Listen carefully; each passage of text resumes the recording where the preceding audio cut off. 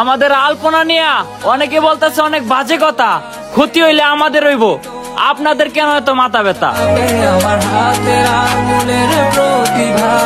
আরে বুকাসুদা, ক্ষতিটা আপনার একার হবে না, ক্ষতিটা হবে পুরো দেশের, আর দেশের সম্পদ ক্ষতি মানে পুরো জনগণের ক্ষতি। বলো কি, তুমি সত্যি বলছো? হ্যাঁ। টিকটকের মধ্যে আসল টুকাইকে জানতে চাও? তাহলে জিসানের কথা শুই না, টিকটকে টুকাই লিখে সার্চ লাগাও।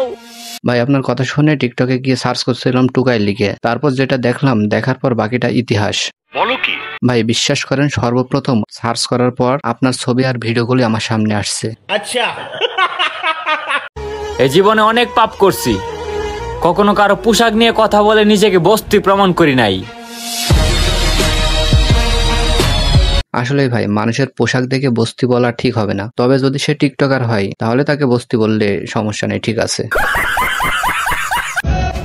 এই জিসান, তোর ইচ্ছাই ছিল হাবুরে, এখন আইছে শহরে, আর কয়েকদিন পর ভিডিও বানামু কক্সবাজার পাহাড়ে। ভাই টিকটকে এসে টুকাইগিরি না করে অপু ভাইয়ের মতো দুবাই গিয়ে কাপল ব্লগ কর, তোদের ভিডিও দেখে তাও মনকে সান্ত্বনা দিয়ে বলতে পারবো এগুলো আমাদের দেশের গর্ব।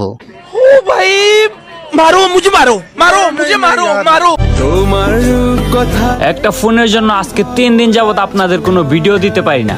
এই 3 দিন আপনার ভিডিও না পেয়ে আমি অনেক কান্নাকাটি করেছি। আপনাদের ভালোবাসায় আপনাদেরকে আরো ভালো ভালো ভিডিও দেওয়ার জন্য নতুন ফোন নিয়ে হাজির।